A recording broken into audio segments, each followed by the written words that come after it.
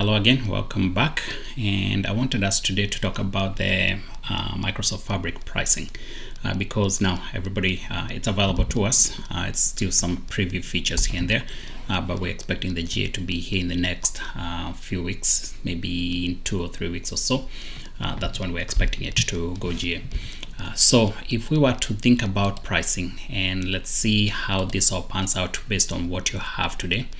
Most of the organizations that currently use premium per capacity licensing, this is where it all it fits in the same kind of model. So where we had Power BI Pro, that there does not fit in this model anymore from Fabric perspective. So this one here is leading more from a shared pool. And what we're going to be licensing here is the shared pool as well as storage. And as you can see here, everything that's powering the Fabric, whether it's data modeling, whether it's data warehousing, whether it's your data science, whether it's your activator, everything, it's being driven by that premium per capacity. So it's all built based on pay as you go, and it's a minimum of 1 minute, and then on the other hand, as I mentioned, you are also paying for storage.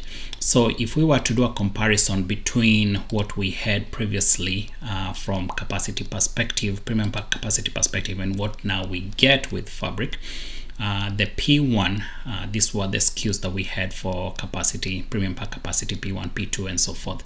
And as you can see here, they were based off course, so the V course. Now we're changing, or Microsoft is changing that to capacity unit.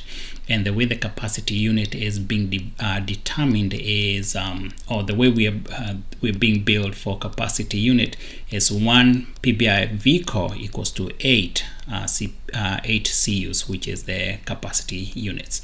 So I have it here where you can be able to understand.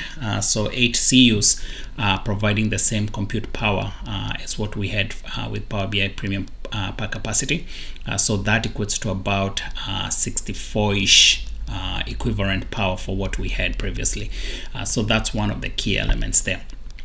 So we're moving from P into CU, which is the capacity, and then that's how you're going to determine where your price range falls. Now you can see here, 64, do we still pay the same amount that we used to pay? So the entry point for commercial license for P1 was about 5,000 per month. So that has also changed. If we go to the next slide here, see that now we have the entry point all the way to F2, where you can be able to pay about $262.80 per month. And again, it's billed based on hourly, so you need to be cognizant of that. But if we were to look at what comparison or comparable premium per capacity that we had with what we have now with Fabric, you'll see that that's going to be comparable to about F64.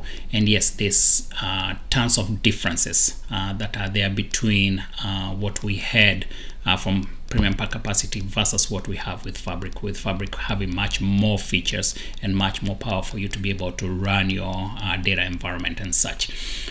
One of them being able to bring the data to the cloud in one lick. So those are some of the key pieces here that we do want to highlight here.